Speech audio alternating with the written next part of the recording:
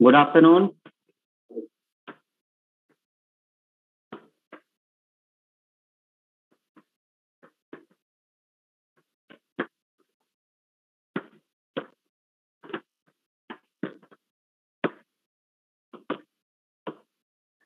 Voice आ रही है?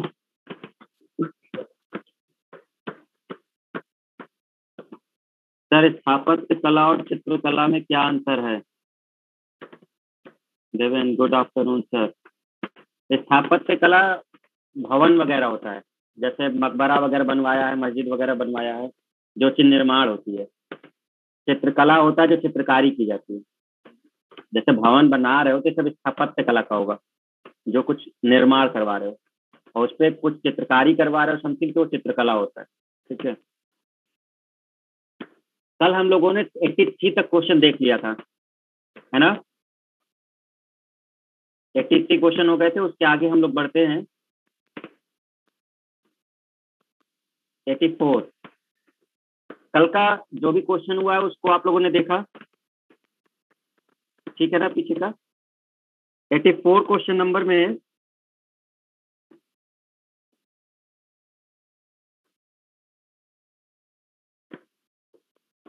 निम्नलिखित में से किस शासक ने दीवाने अमीर कोही विभाग की स्थापना की थी? तो ये वही अमीर कोही वाला ही पूछा जा रहा है। तो अमीर कोही किसने किया था? अब तो कोई भी आंसर दे सकता है, आपको तो याद हो गया होगा। अमीर कोही सही है। एमबीटी मोहम्मद बिन तुगलक।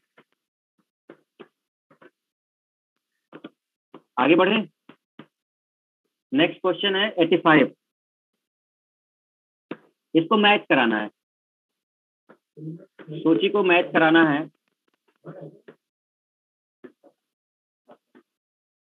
दीवाने अर्ज, दीवाने रिसालत, दीवाने इंसा और दीवाने वजारत।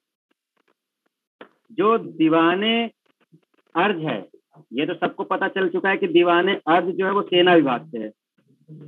ठीक है। दीवाने अर्ज किसका है? सेना विभाग का है। दीवाने रिसालत क्या है? ये धार्मिक मुद्दे हैं, धार्मिक और विदेश वगैरह के जो मामले थे ये वो देखता था। इंसा क्या है? सरकारी पत्र व्यवहार। और दीवाने विजारत क्या है? वित्तीय मामला। ये ऐसे है, तो इसका मतलब ए का 4 है। और अगर ए का 4 है तो ऑप्शन नंबर कौन सा हुआ? डी। एक ही ऑप्शन है जिसमें ए का 4 है। अगर दो होते तो हम उसको चेक कर लेते। आप इस तरह से भी आंसर दे सकते हो इसका। Question number next. दीवाने अर्ज विभाग 86 नंबर क्वेश्चन। दीवाने अर्ज विभाग किससे संबंधित था? तो दीवाने अर्ज विभाग रक्षा सेना से था, और सेना जो है रक्षा में आएगा। ठीक है, तो रक्षा विभाग हो गया। और किसने इसको शुरू किया था? तो अब तक तो याद हो गया होगा, बलबन। दीवाने अर्ज। ठीक है। किस राजवंश के अंतर्गत विजारत का चरमोत्कर्ष हुआ? देखो ये पूछा है 87 कि विजारत जो है, आपको बताया था ना कि विजारत एक मतलब विभाग है या संभाग, जिसमें जो मेन उच्च अधिकारी है वो वजीर है। जो मेन उच्च अधिकारी है वो वजीर है। तो सल्तनत काल में जो वजीर है वो एक प्रकार से प्रधानमंत्री है। ठीक है, बहुत ताकतवर आदमी। अगर कोई शासक कमजोर होता था तो ये वजीर ही मेन ताकतवर हो जाते थे। तो सबसे ज्यादा जो वजीर का देखने को मिलता है वो तुगलक वंश में देखने को मिलता है। तुगलक वंश। इस तुगलक वंश के समय इनकी जो वैल्यू है वो बहुत ज्यादा बढ़ गई है, बहुत ज्यादा। ठीक है, वजीर की। तो विजारत ध्यान रखिएगा, ये इससे वजीर याद कर सकते हो, विजारत से वजीर याद हो जाएगा। 88 क्वेश्चन नंबर। निम्नलिखित में कौन भूमि उत्पाद पर लगने वाले कर को इंगित करता है? आप बताइए कौन है इसमें से? भूमि उत्पाद पर लगने वाला कौन करता कर है इसमें?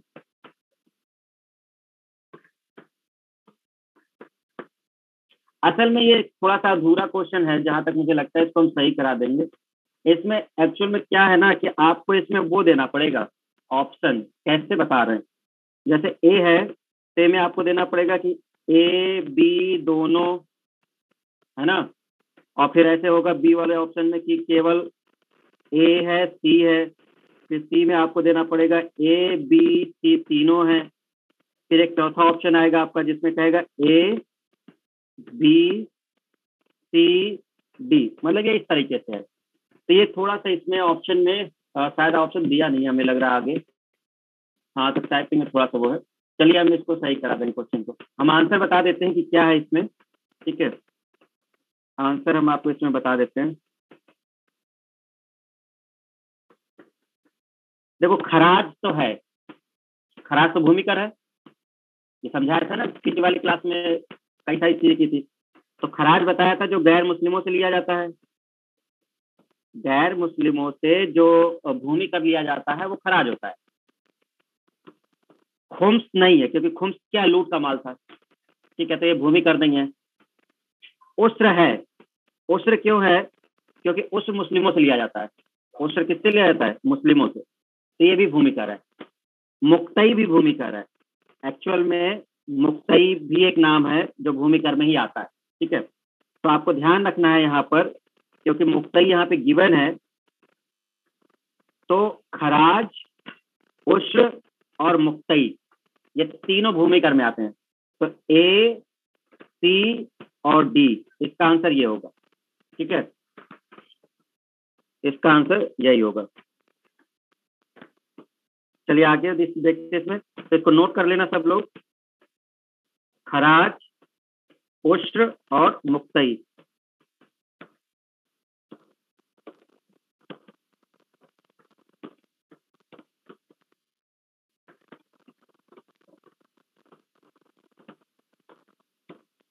भारत 89 क्वेश्चन, भारत के किस मध्यकालीन शासक ने एकता व्यवस्था प्रारंभ की थी। एकता किसने शुरू किया था, एकता, तो एकता इल्तुतमिश ने शुरू किया था, है ना, एकता इल्तुतमिश ने शुरू किया। सल्तनत काल में भू राजस्व का सर्वोच्च ग्रामीण अधिकारी कौन है। देखो जो गांव थे वो बहुत छोटे लेवल का था, सबसे छोटा इकाई था, और गांव का जो मेन अधिकारी था वो चौधरी कहलाता था। इसमें जो चौधरी है ये सल्तनत काल में ये कहलाता था ये। ठीक है, सल्तनत काल में जब दिल्ली वगैरह का शासन चल रहा था तो भू राजस्व का सर्वोच्च अधिकारी यही था। सर्व कर 91, इसका पूरा नाम अगर देखोगे ना तो याद होगा, सर के हके सर्व, इसका एक्चुअल नाम क्या था आपका, हके सर्व था, है ना। और ये जो सर्व कर लगाया था ये किसने लगाया था, एफएसटी ने, फिरोज शाह तुगलक ने। किस चीज पर लगाया था, सिंचाई पर लगाया था। ठीक है ना, नहरों से जो लोग नहर से जो पानी लेते थे तो उस चीज के लिए उनको टैक्स देना था, और ये कितना था, जो भी उनकी उपज होगी, जो भी फसल होगी उनकी उपज जितना भी होगा उसका 1/10।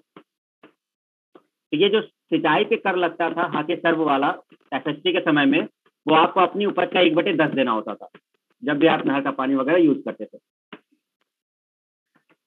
जवाबित का संबंध किससे है, जवाबित एक कानून है, तो जवाबित राज्य कानून से संबंधित है। जो क्षेत्र थे राज्य वाले उनसे संबंधित एक कानून था, उसको जवाबित कहते थे। इसको याद रखना है आपको।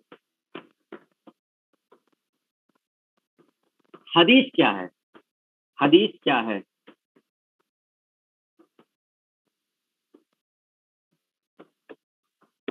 हदीस क्या है।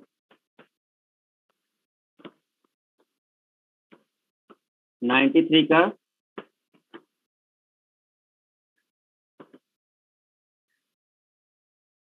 इस्लामिक कानून। अच्छा, पंकज ने ए बोला है।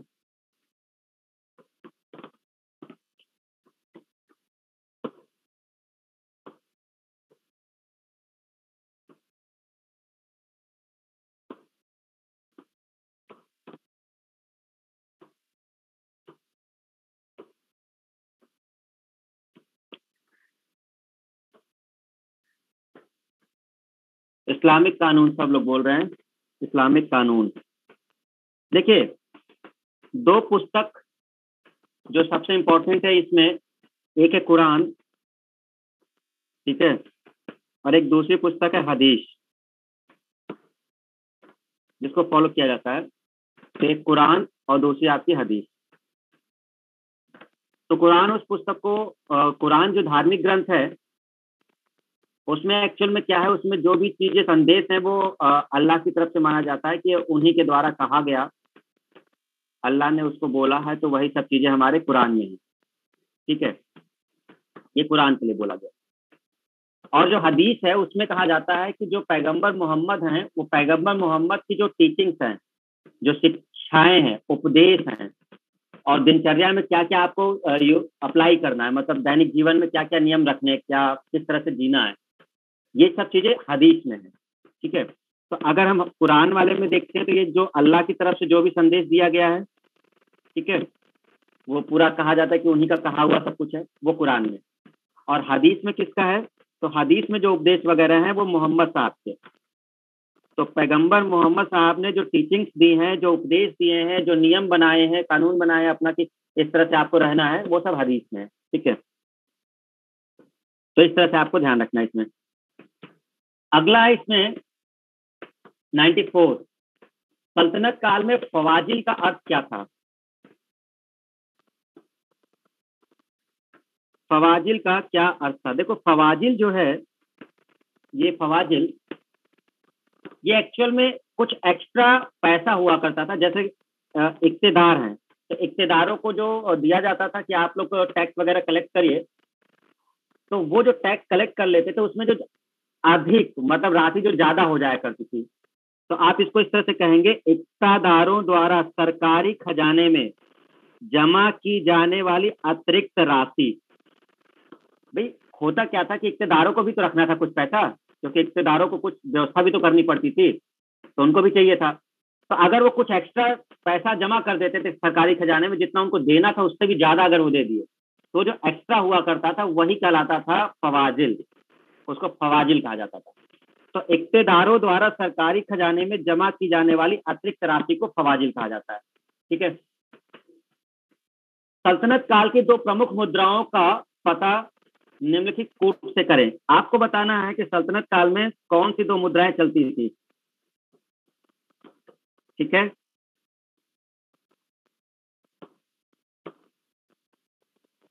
तो इसका आंसर तो लगभग सबका आ जाएगा ना, ये आंसर सभी लोग दे देंगे।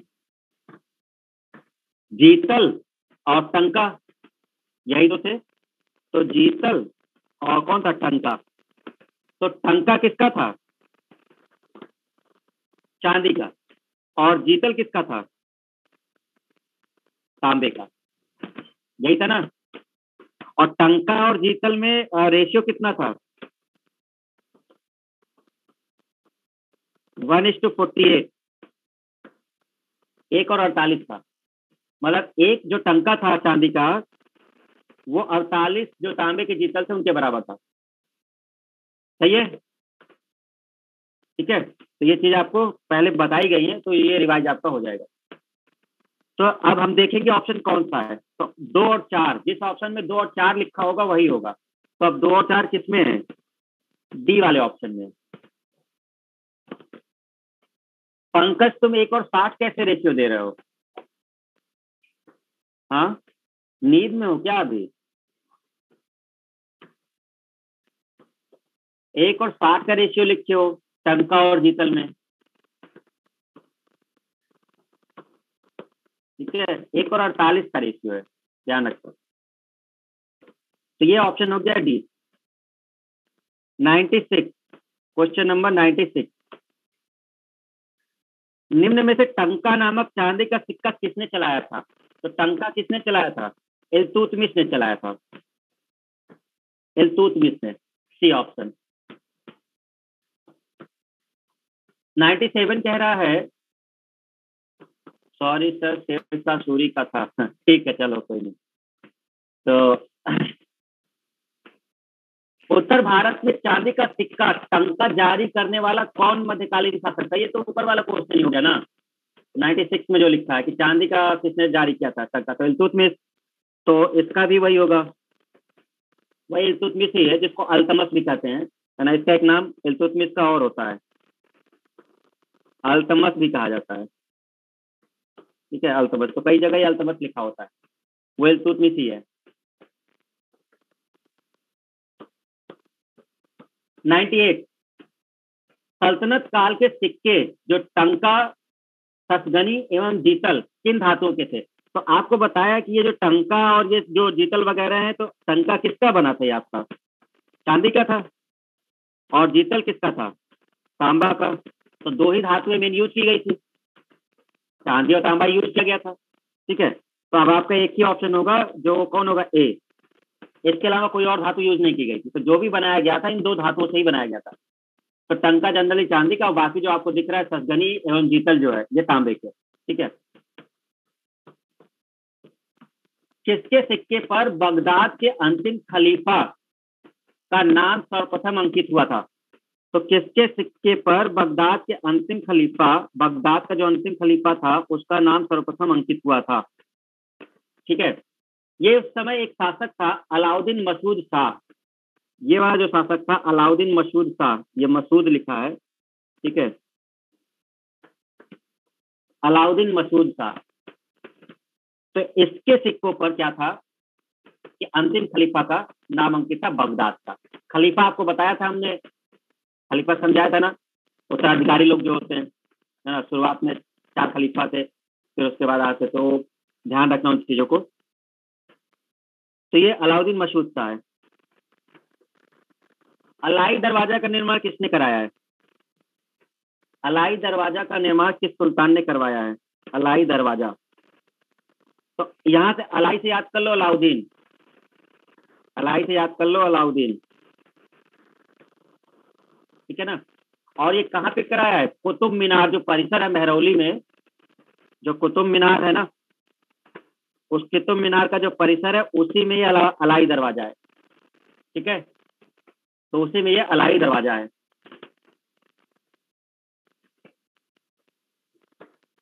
सही ऑप्शन होगा सी ऑप्शन, अलाउद्दीन खिलजी।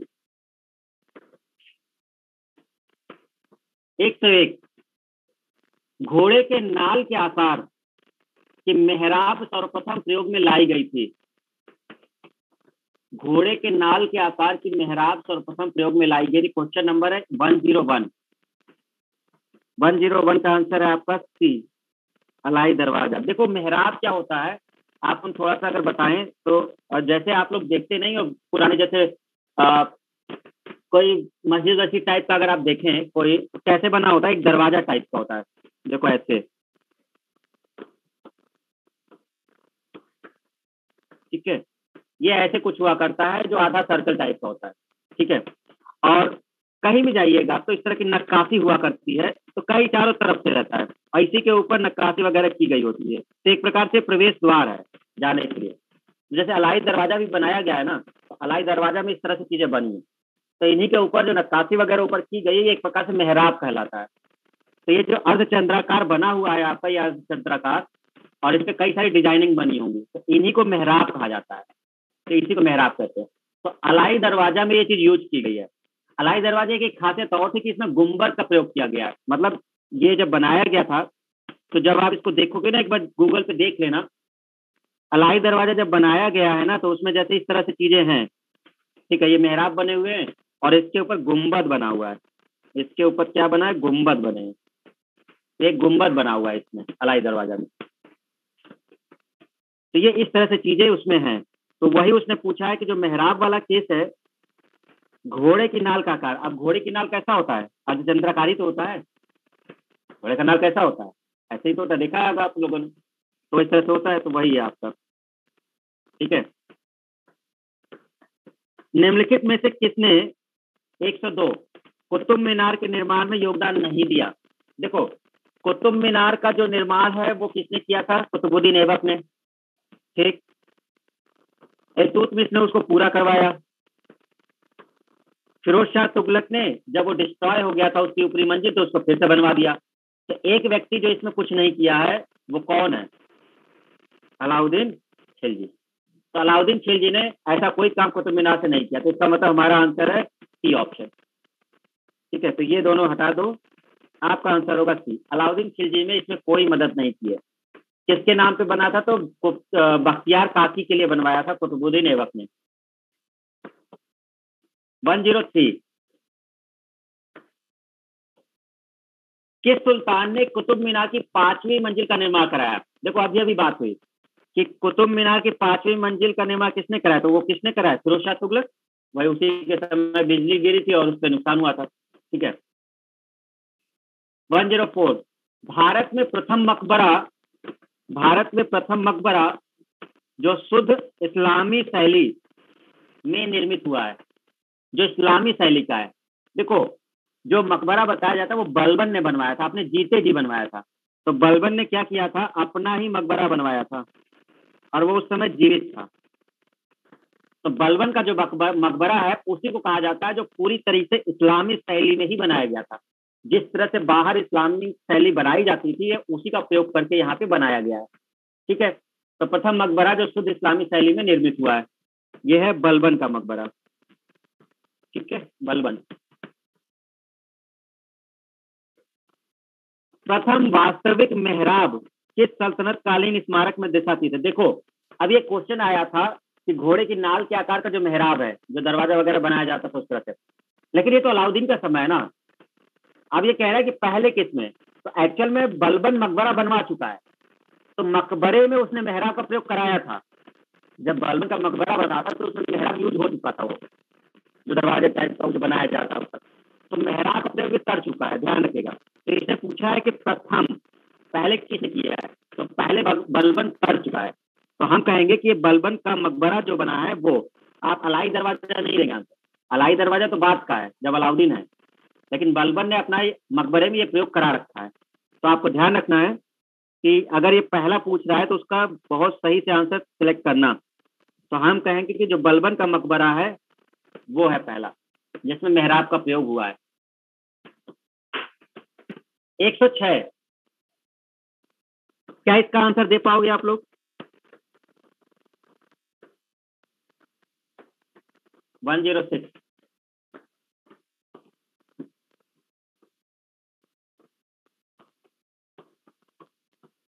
106 का आप आंसर दे रहे हैं बी।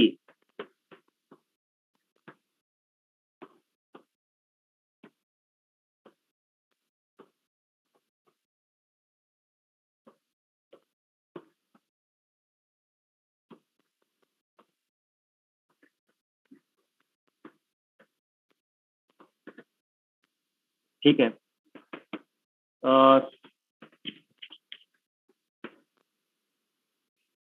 वॉइस गड़बड़ हो जा रही है क्या? वॉइस क्लियर है ना भाई? आवाज चलिए देखते हैं इसमें। तुगलकाबाद का किला, लोधी गार्डन, कुतुब मीनार, फतेहपुर सीकरी।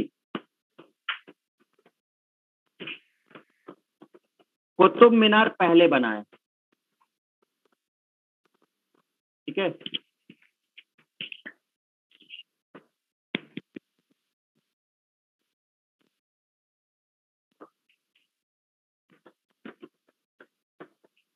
कुतुब मीनार पहले बना है। ठीक है, तो पहले नंबर पे ये होगा, तो इसका मतलब हो गया तीसरा। कुतुब मीनार के बाद तुगलकाबाद। कैसे पता चला? तो कुतुब मीनार जो है वो गुलाम वंश का है। कुतुब मीनार कौन से वंश का है? गुलाम का है। ठीक है, और तुगलकाबाद किसका है? तुगलक का। भाई तुगलकाबाद तुगलक का है। और लोधी गार्डन ऑब्वियस सी बात है किसका होगा? लोधी वंश का होगा। तो पहले तुगलक वंश आया है या लोधी वंश आया? तो तुगलक वंश आया है, लोधी तो बाद में आया है। समझ गए? तो गुलाम वंश पहले है, फिर कौन है? तुगलक वंश है, फिर लोधी वंश आएगा। अब फतेहपुर सीकरी तो बहुत बाद में अकबर के समय जाके बनेगा। ठीक है, तो हम लोग देखेंगे 3, 1, 2 और 4, 3, 1, 2, 4। तो 3, 1, 2, 4 किस में आएगा आपका? Option number B. बात समझ में आई सबको? तो कोई टफ नहीं है, अगर आपने पढ़ रखा है ना तो आप उसको कर लोगे, बस थोड़ा सा सोचना है कैसे है। तो कुतुब मीनार गुलाम का है, तो गुलाम पहले आपका। चलिए आगे बढ़ते हैं। कीर्ति स्तंभ, कीर्ति स्तंभ प्रशस्ति के रचयिता कौन है? देखो कीर्ति स्तंभ क्या है, ये एक विजय का प्रतीक है। इसको बनवाया है राणा कुंभा ने। तो जो राणा कुंभा है, इन्होंने मालवा की विजय की थी, इन्होंने मालवा पे आक्रमण किया था, तो मालवा को जीत लिया था। तो इन्होंने चित्तौड़ में, जो मेवाड़ क्षेत्र में पड़ता था चित्तौड़, वहां पर इस स्तंभ का निर्माण करवाया था, कीर्ति स्तंभ का, जो एक विजय का प्रतीक था। ये राणा कुंभा ने करवाया था। किसके द्वारा करवाया था? अत्रि कवि, डी वाला, अत्रि कवि के द्वारा। ठीक है, तो शासक का भी नाम याद रखना, किसके समय में हुआ है, नीचे शायद क्वेश्चन है भी। चित्तौड़ का कीर्ति स्तंभ निर्मित हुआ था किसके शासनकाल में? तो राणा कुंभा के, तो राणा कुंभा के शासनकाल में निर्मित हुआ है। 109, इस निम्नलिखित युग्मों में से कौन सुमेलित नहीं है? ठीक है, चलो आपको हम दे रहे हैं 1 मिनट, जल्दी से बताओ कौन सा सुमेलित नहीं है। पंकज, सभी लोग, कोमल,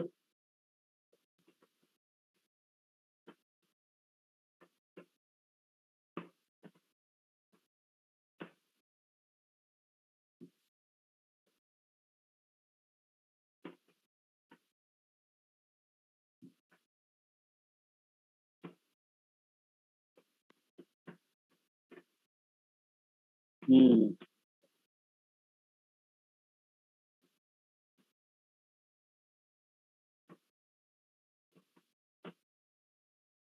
देखिए 109 का पहला अजमेर, ये गलत आंसर। ठीक है, ये जो लोग सी दे रहे हैं वो गलत आंसर है, इसका ए गलत है। क्यों गलत है? कुव्वत अल इस्लाम, ये एक मस्जिद है,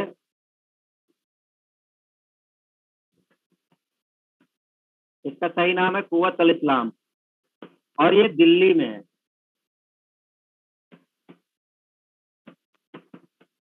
कुतुबुद्दीन ऐबक के द्वारा बनवाया गया। अजमेर में उसने 2.5 दिन का झोपड़ा बनवाया था। अजमेर में क्या बनवाया था? 2.5 दिन का झोपड़ा, याद आया? तो अजमेर में उसने 2.5 दिन का झोपड़ा बनवाया था, जो एक मस्जिद थी। दिल्ली में उसने क्या बनवाया था? कुव्वत अल इस्लाम, जो पुराने किले के उसमें है। तो इस तरह से ये आपका गलत माना जाएगा, क्योंकि इसने सुमेलित नहीं है वो पूछा है। अमित सर, जामा मस्जिद भी तो दिल्ली में है। जामा मस्जिद कई जगह है भाई। बदायूं में जामा मस्जिद है। तुम क्या सोच रहे हो कि जामा मस्जिद क्यों दिल्ली में है क्या? कश्मीर में जामा मस्जिद है।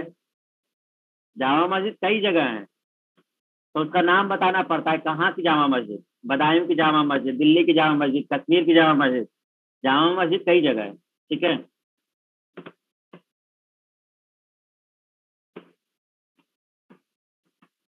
तो वो सही है, क्योंकि गुलबर्गा की जामा मस्जिद की बात हो रही है, बिल्कुल है वहां पर, है ना।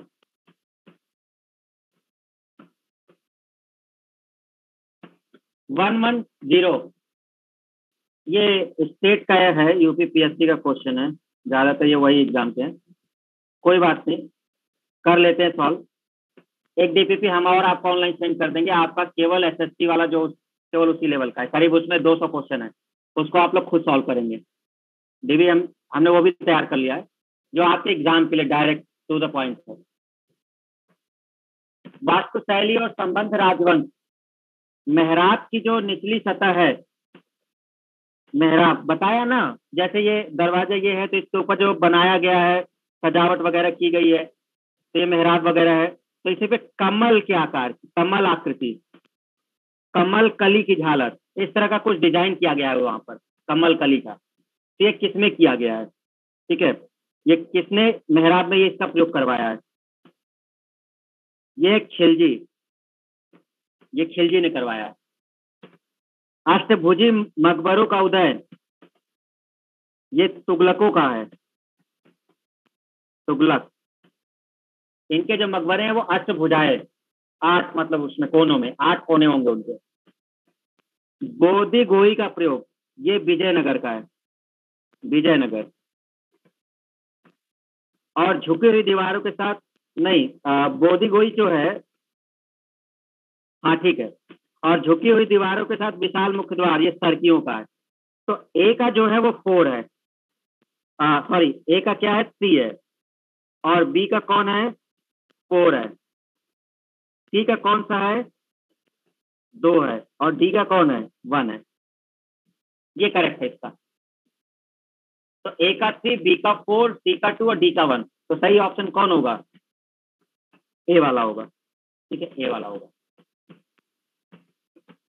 तो खिलजी ने जो अलाई दरवाजा वगैरह बनवाया ना, उसी में उसने यूज कराया, वो कमल की आकृति वाला चीज उसी के ऊपर करवाई हुई है, कमल कमल कली की झालर। अब यहाँ से साहित्य का शुरू होगा, किताब वगैरह शुरू होंगी। तो अब आपको देखिए किताबें याद है या नहीं।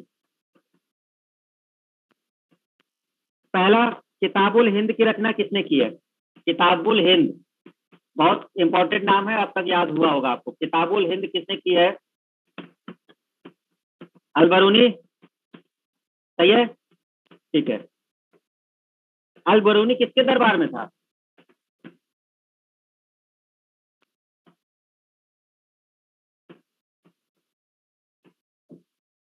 महमूद गजनवी। अमीर खुसरो का जन्म कहाँ हुआ था, अमीर खुसरो का जन्म हुआ था एटा में, ठीक है। और वहां जगह था पटियाली। तो अगला क्वेश्चन शायद वही पूछा है। तूतीय हिंद, या फिर एक नाम दिया जाता है,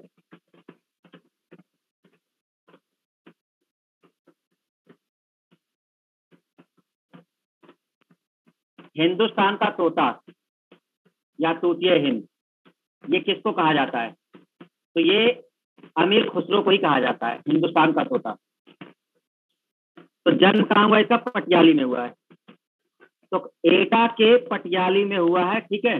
अच्छा, हिंदुस्तान का तोता कौन था, तो अमीर खुसरो था, एक ही उसमें सारे हैं।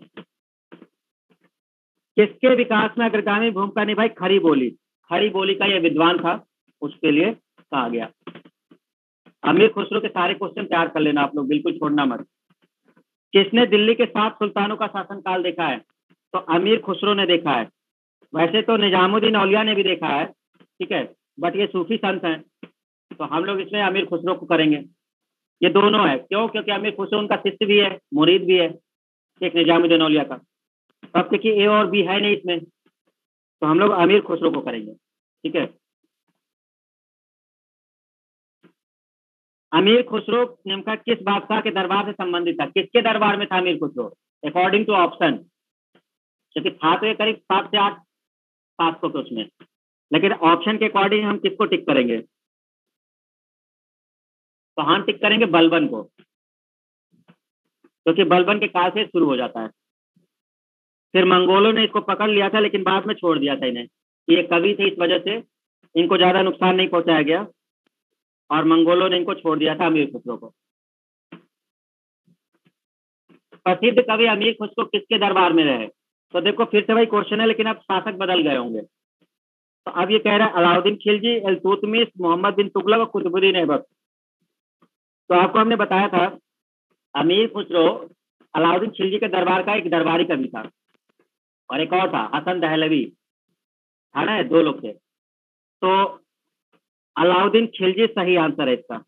वैसे तो कई लोग मोहम्मद बिन तुगलक भी करते हैं, लेकिन मोहम्मद बिन तुगलक जिस साल बैठा 1325 में, उसी समय अमीर खुसरो की मौत हो गई है, तो बहुत ज्यादा उसके शासनकाल को नहीं देखा इसने। हाँ, ये जरूर था कि उसी साल मोहम्मद बिन तुगलक गद्दी पे बैठ गया था। तो हम लोग इसमें जो सही आंसर करेंगे वो किसको करेंगे, अलाउद्दीन खिलजी करेंगे, क्योंकि इसके शासनकाल में बहुत समय बिताया इसने। किसका दरबारी कवि था, अब ऑप्शन देखो। तो हम लोग फिर से वही बोलेंगे, क्या बोलेंगे, अलाउद्दीन खिलजी।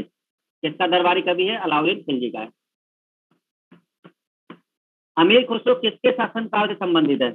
अमीर खुसरो से बहुत क्वेश्चन आए हैं, अलग अलग एग्जामों में अमीर खुसरो से कई सारे क्वेश्चन किए गए हैं।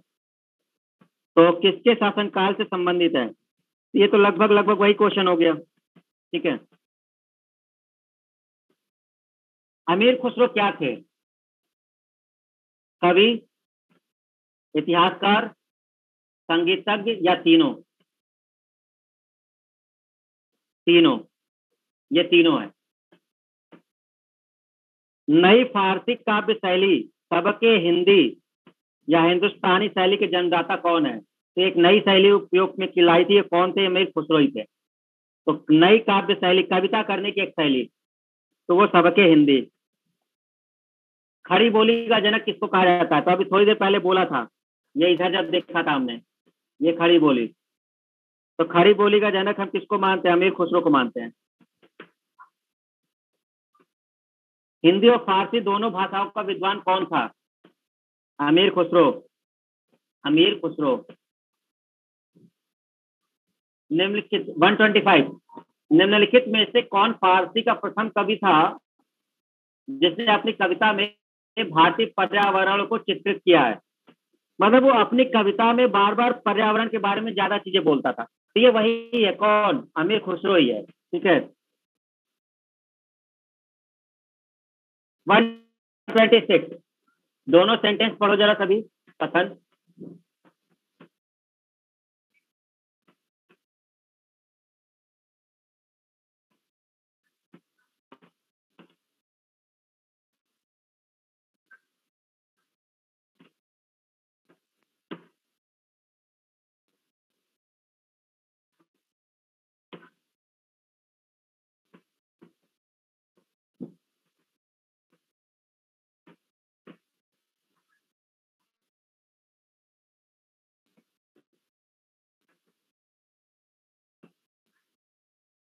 ठीक है, 126 का सी,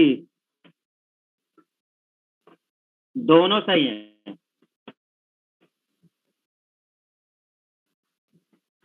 हिंदू देवी देवताओं तथा मुस्लिम संतों की प्रशंसा में रचित गीतों का संग्रह किताब नवरस, ये बीजापुर का एक शासक था जिसने ये लिखा था, अगर याद हो, इब्राहिम आदिल शाह।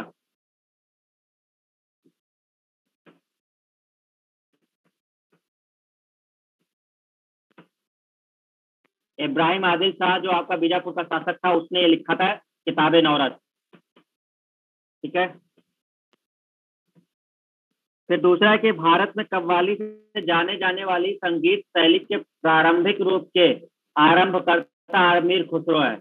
ऑब्वियस सी बात है, भारत में जो भी कव्वाली से रिलेटेड चीजें थी वो अमीर खुसरो को ही श्रेय जाता है। तो दोनों सही हैं, ये एकदम करेक्ट आंसर है।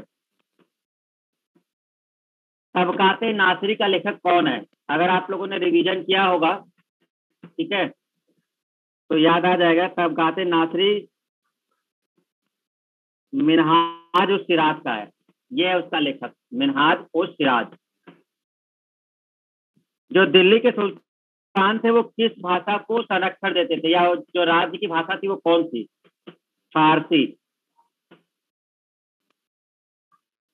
अपभ्रंश शब्द का प्रयोग संस्कृत ग्रंथों में होता था। देखो, अपभ्रंश शब्द जो थे, अपभ्रंश उसको कहते हैं जैसे मान लो एक एक्चुअल जो शब्द हम यूज कर रहे हैं उसको तोड़ मरोड़ के उसका कोई दूसरा शब्द यूज किया गया हो। आप जानते होंगे आज एक्चुअल में क्या होता है, इसका एग्जाम्पल ऐसे समझ लो, जैसे शहर में हम लोग कुछ और बोलते हैं, गांव में जाकर के उसी चीज को हम लोग कुछ दूसरे चीजों से, सेम चीज होगा लेकिन शब्द हो सकता है बदल जाए। इस तरह से कुछ अपभ्रंश शब्द होते हैं, है ना, जो सही तो नहीं है लेकिन लोग अपनी दैनिक बोलचाल की भाषा में उसका प्रयोग कर लेते हैं।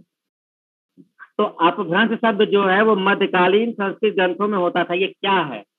तो राजपूतों में जातिच्युत लोगों को इंगित करने के लिए नहीं, मतलब जाति से अलग करने के लिए, ये बात नहीं है। वैदिक कर्मकांड भी नहीं है। कुछ आधुनिक भारतीय भाषाओं के आरंभिक रूपों को इंगित करने के लिए, ये तो भाषाओं से संबंधित है। ये मतलब अपभ्रंश शब्द क्या थे? ये भाषाओं से रिलेटेड थे, उसी में कुछ ऐसे शब्द थे जिनका प्रयोग किया गया था उसके कंपेयर में। 130 किताब को मैच कराना है, शायद मैच करा लो आप लोग, वैसे हम कर दे रहे हैं मैच। बर्नी ने क्या लिखी है?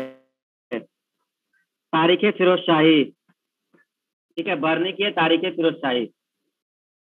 हसन निजामी, ताजुल मासिर, मिनहाज उस सिराज, तबकात नासिर और याहिया बिन अहमद, तारीख मुबारक शाही। तो इसका मतलब क्या हुआ आंसर? ए का 3। तो ये आसान है, इसमें एक ही ऑप्शन है भाई, ए का 3, और कोई ऑप्शन तो है नहीं। बर्नी ने कौन सी पुस्तक लिखी है? तारीख फिरोज शाही। वो सीधा सीधा मैच हो जाएगा। रट लेना आप लोग, ये किताब है, ठीक है। तारीख फिरोज शाही किसने लिखा है? अभी अभी बात हुई है। तारीख फिरोज शाही किसने लिखा है? जियाउद्दीन बर्नी। 132 मैच कराइए।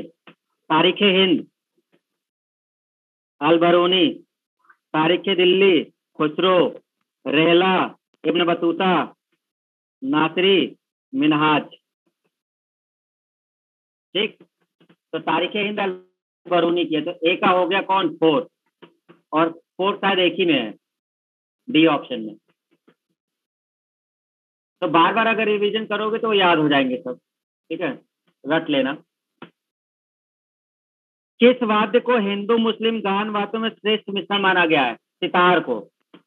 सितार को ये माना जाता है कि ये दोनों लोगों के लिए इंपॉर्टेंट था, चाहे वो हिंदू हो चाहे मुस्लिम हो, तो सितार जो बजाया जाता था उसके लिए, और अमीर खुसरो को ही इसका श्रेय जाता है।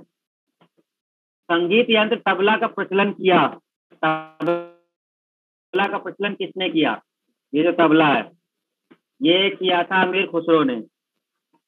ठीक है, देख रहे हो अमीर खुसरो से कितने ज्यादा क्वेश्चन बन रहे हैं।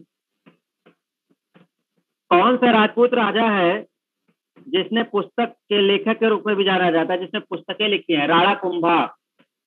ये संगीत और साहित्य सबको पसंद करते थे, तो राणा कुंभा जो है मेवाड़ के, ये हैं। ठीक है, तो ये लेखक भी थे। दिल्ली के उस सुल्तान का नाम बताइए जिसने अपने संस्मरण लिखे हैं, ठीक है, अपने बारे में जो लिखा है, वो कौन सा शासक है? बता सकते हो? बता दो, जल्दी से बताओ जरा।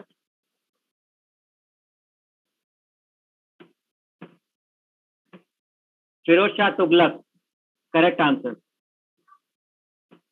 सही है। क्योंकि हम दिल्ली सल्तनत की बात कर रहे हैं, इसके आगे जाओगे तब तो हमें मुगल वंश में मिल ही जाएगा, बाबरनामा, ये सब तो मिल ही जाएंगे आगे चल के, लेकिन ये दिल्ली सल्तनत की बात हो रही है। पोलो खेल का प्रचलन किसने किया था? तो आपको बताया था, तुर्क। कुतुबुद्दीन ऐबक की मौत ऐसे ही हुई थी, चावोन का खेल जिसको पोलो कहा जाता था। 138 मैच कराइए जल्दी, जब तक तो हो ही गया होगा। फिरोज तुगलक, नहरों का निर्माण।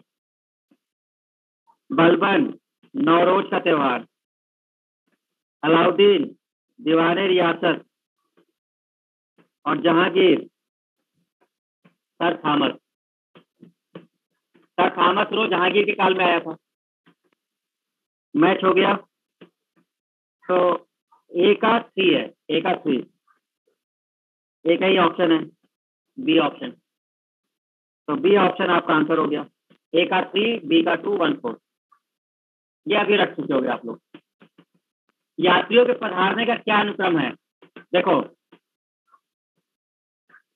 इब्न बतूता एमबीटी के शासनकाल में आया है, ठीक है। ट्रेवर नियर, शाहजहां, मनुची, दारासिको और अल बरूनी, गजनवी। अब आपको सारे शासक पता है कि कौन पहले था, ठीक है। तो जो यात्री जिसके उसमें आए थे हमने बता दिया आपको। अब आप आंसर बताइए।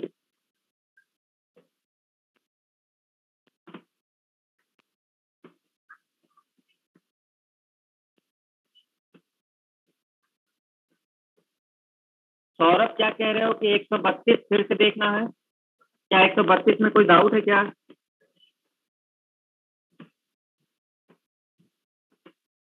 अच्छा हाँ, 132 में टिक गलत कर दिया है ना। बता तो हम सही रहे थे, वो टिक गलत हो गया है। देखो क्या कैसे गलत हो गया है। तारीख हिंद किसने किया है? अल बरूनी ने किया है ना, तो टिक तो सही लगा है। तो ए का क्या है? ए का सी है। दिख रहा है सबको? हाँ, तो बताया था ये टिक गलत हो गया है, तो एक्चुअल में ये टिक होना चाहिए था, सी टिक होना था, है ना? अब क्लियर है? नहीं, बी नहीं, सी है, क्योंकि ए का सी था ना। तो हमने जो कहा था तारीख हिंद अल बरूनी ने लिखा है, तो ए का सी था। और तारीख दिल्ली किसने लिखा था? तो बी का 4 था। और रहला किसने लिखा था? तो ये इब्न बतूता है। और जो डी तबकाते थे मिराज है। तो 3412, हाँ, सी वाला। वो टिक गलत हो गया, बताया सब कुछ सही गया था। यहाँ देखते हैं, अब तो समझ में आ गया होगा भाई। सबसे पहले गजनबी है, सबसे पहले गजनबी है, तो इसका मतलब पहले कौन होगा? सी नंबर होगा। और इसमें एक ही ऑप्शन ही है, बी ऑप्शन। ठीक है, तो गजनबी पहले था, फिर कौन था? एमबीटी था, तो 1 हो गया। फिर कौन था? शाहजहां था। और फिर था दारा सिको। ये क्रम होगा, C124। ठीक है, C124।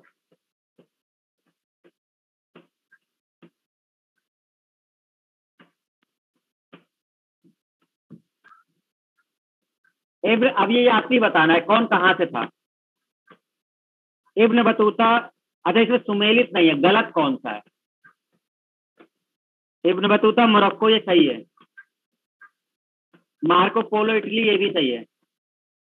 अब्दुल रज्जाक तुर्की, ये गलत है, ये ईरान का था। जो अब्दुल रज्जाक है, देवराय के समय आया था।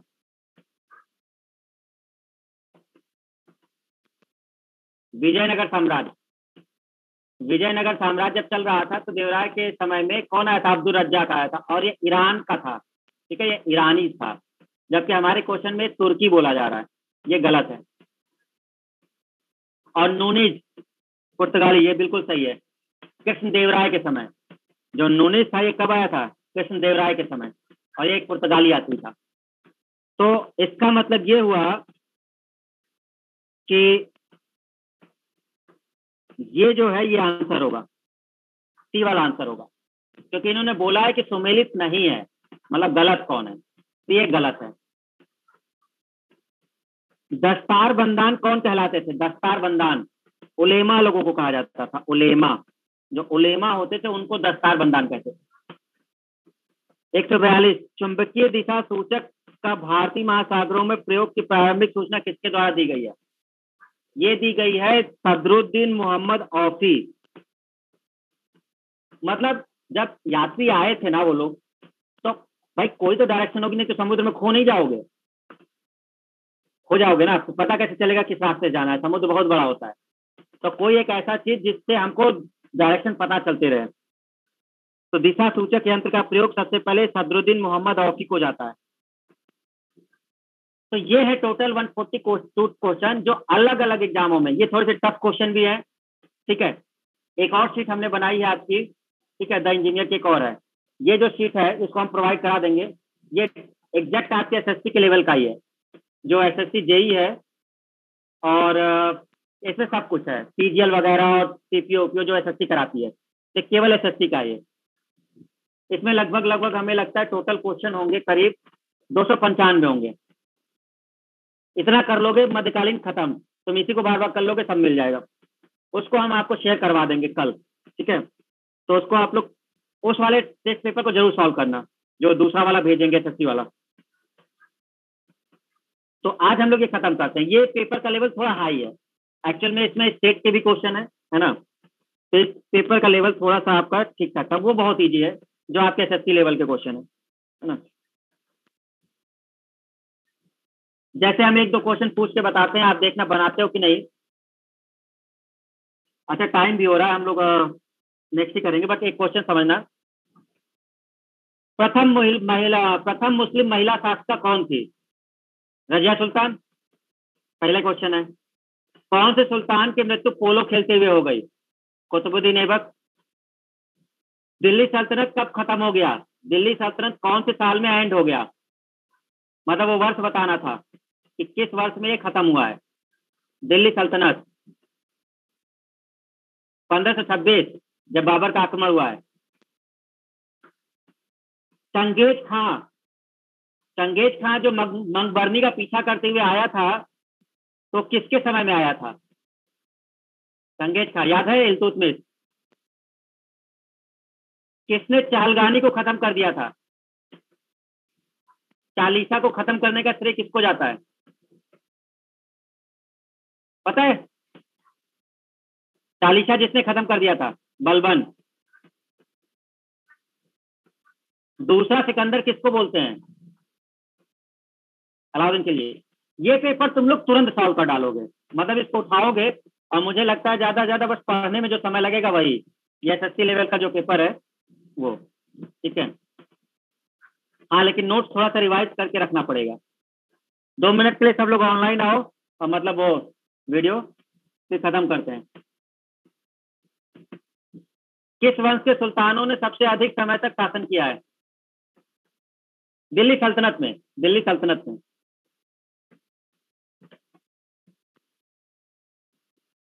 तुगलक। अब बताओ इससे ज्यादा क्या पता, यही एसएससी का पेपर है आपका। सिंचाई कर किसने लगाया था? सिंचाई और लोक निर्माण विभाग, इसका श्रेय किसको जाता है? एफएससी को जाता है।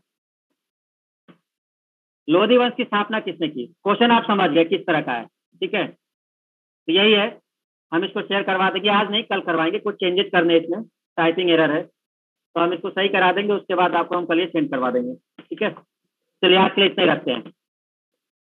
जितना पढ़ना है अगर ये रिवाइज कर लिए तुम लोग, मध्यकालीन तुम लोग पढ़ाने लगोगे, समझ गए? स्टेज पे खड़े हो जाओगे और कहोगे सर हम पढ़ाएंगे, अगर पूरा रिवाइज कर लिए तो। चलिए ठीक है, खत्म करते हैं। थैंक यू एवरीवन, आप लोग अपना ध्यान रखिए सभी लोग।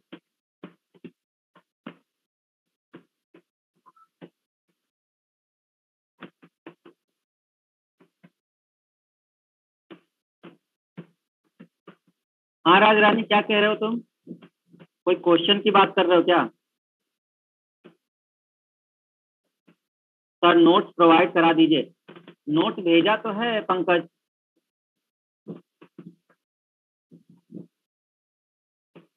अच्छा क्या उस फॉर्मेट में, मतलब अलग से चाहिए कॉपी वाला? हाँ बहुत तेज हो तुम लोग।